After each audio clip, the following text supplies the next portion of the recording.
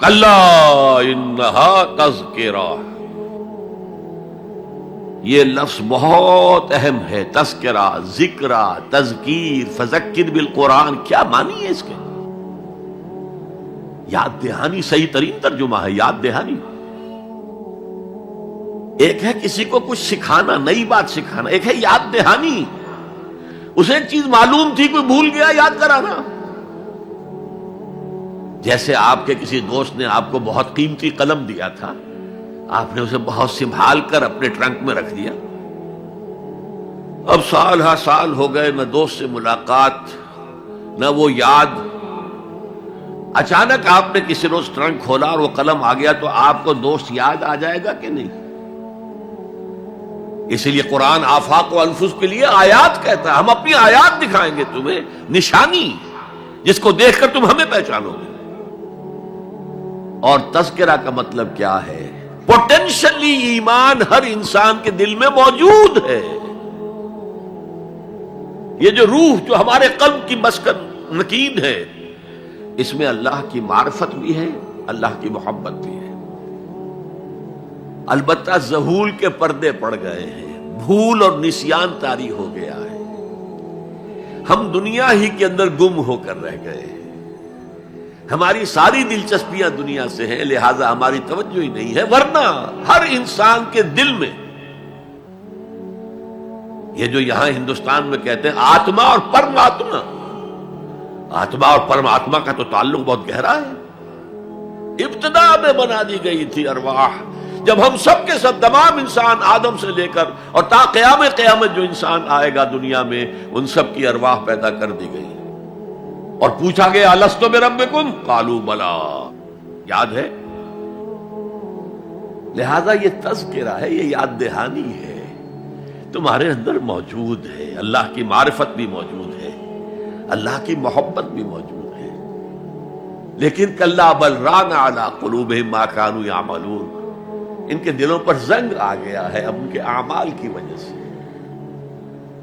شیشہ جو ہے وہ زنگ آلود ہو گیا. حضور نے فرمایا ان هذه القلوب لتصدع كما يصدع الحديد اذا اصابه الماء، ان دلوں پر بھی زنگ آ جاتا ہے جیسے کہ لوہے کے اوپر پانی پڑتا رہے تو اس کو زنگ آ جاتا ہے. پوچھا گیا فما جلاؤها یا رسول اللہ، اے اللہ کے رسول ہماری تلواروں کو زنگ لگتا ہے، ہم پالش کرتے ہیں، سیکل کرتے ہیں، وہ پھر چمک اٹھتے ہیں. تو دل پر اگر زنگ آ جائے تو اس کا علاج کیا ہے؟ دو چیزیں فرمائی، کثرت و ذکر الموت و تلاوت القرآن. دو کام کرو کثرت سے، موت کو یاد رکھو، یہاں رہنا نہیں ہے، جانا ہے. یہ ہمارا گھر نہیں ہے، یہ ہماری منزل نہیں ہے. ہمارا اصل گھر جو حضور نے فرمایا انما الدنیا خلقت لکم وانتم خلقتم للآخرہ، یہ دنیا تمہارے لیے بنائی گئی، تم آخرت کے لیے بنائے گئے ہو. اسی لیے حضور نے فرمایا کن فی الدنیا کانک غریب وعابر السبیل، دنیا میں ایسے رہو جیسے راہ چلتے مسافر ہو یا اجنبی ہو.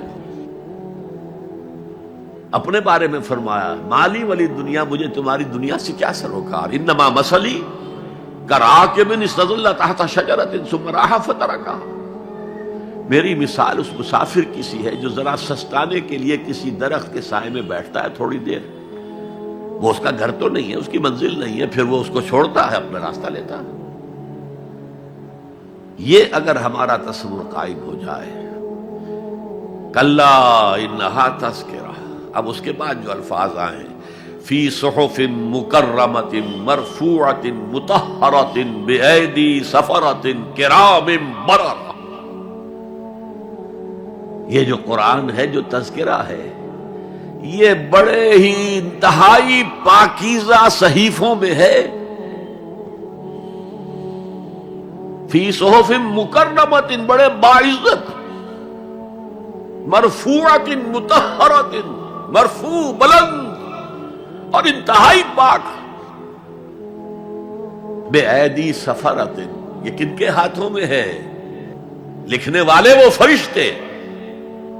بے ایدی سفرۃ کرام بررہ، جو نہایت باعزت ہے، بہت وفادار ہیں اللہ کے. یعنی اصل قرآن کہاں ہے؟ لوح محفوظ میں ہے. اصل قرآن کہاں ہے؟ ابھی اگلی جو پڑھیں گے ہم، کتاب مکنون، چھپی ہوئی کتاب کے اندر ہے. اصل قرآن کہاں ہے؟ وَإِنَّهَا لَفِي أُمِّ الْكِتَابِ لَدَيْنَا لَعَلِيٌّ عَظِيمٌ. یہ تو اس ام الکتاب میں جو ہمارے پاس ہے، بہت بلند ہے اور بہت عظمت والا ہے.